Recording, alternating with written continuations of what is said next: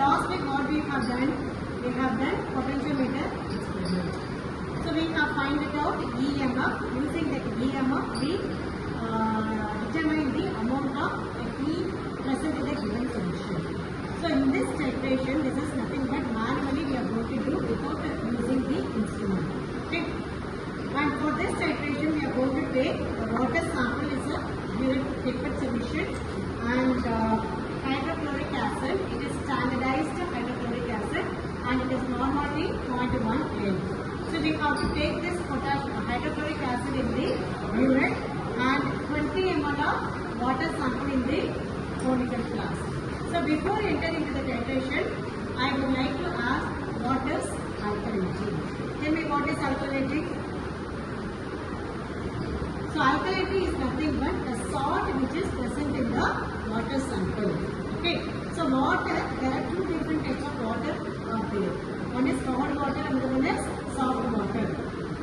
Hard water is a mixture of minerals are present in the water. It is said to be a hard water.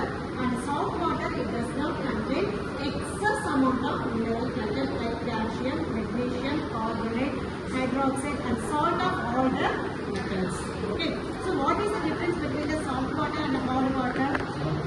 Yeah, the presence of salt content is there, that is called hard water. There is no salt content, it is called a soft water. Then how do you identify either the water is soft water or hard water? By means of using the soap solution.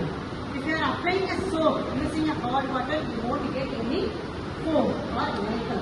But we are using a soap, we are getting a foam or later, it is called a soft water.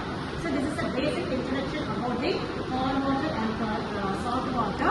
And using this titration, we are going to find out what are the hardness are present in the given solution. There are two different types of hardness.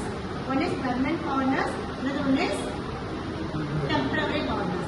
The combination or sum of temporary and permanent hardness is called a total hardness. Okay. So now I will go to do the demonstration of this experiment. Then we will discuss later how to do the calculation. So which one is the purine solution here? The standardized hydrochloric acid. Why I am mentioning standardized? We know the normality. So the normality is 0.1 normality. Okay. So I am going to take this.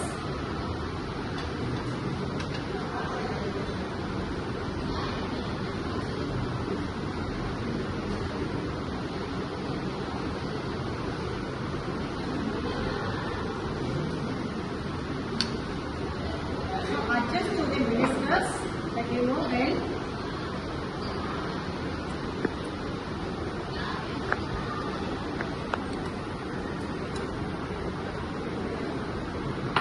I have taken hydrochloric acid in the urine and 20 ml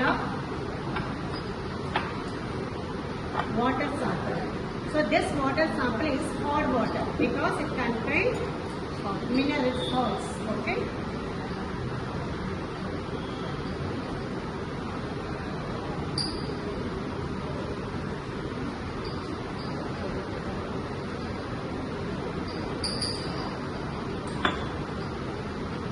ml I have taken.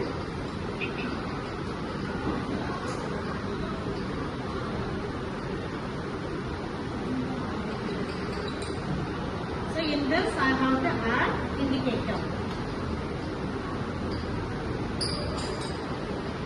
So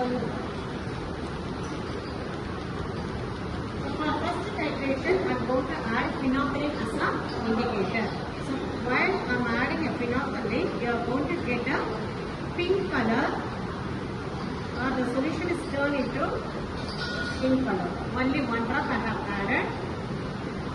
So you have to titrate against with this hydrochloric acid. So you are going to get the end point as a disappearance of pink color. Slowly you have to add. Slowly you have to add. See the color is getting changed, right? So you have to get a pale pink color turns into clear solution. This is the first end point, first titration. So you have to note down the end point, take it out and note down the end point. It is around 21.5. You have to note it down. This is endpoint. Inoculate endpoint. Okay. So don't throw or don't drain this solution. Use the same solution and no need to fulfill the hydrochloric acid. Continue the same solution. Again you have to add methyl orange. Okay. Again you have to add methyl orange as a indicator for second titration. Okay. The same thing you are going to add. A second indicator is methyl orange. Only 1 drop is enough. So what is the color of the solution now? It is yellow, pale yellow in color. So while you are continuing the same hydrochloric acid for titration, you are going to get a reddish orange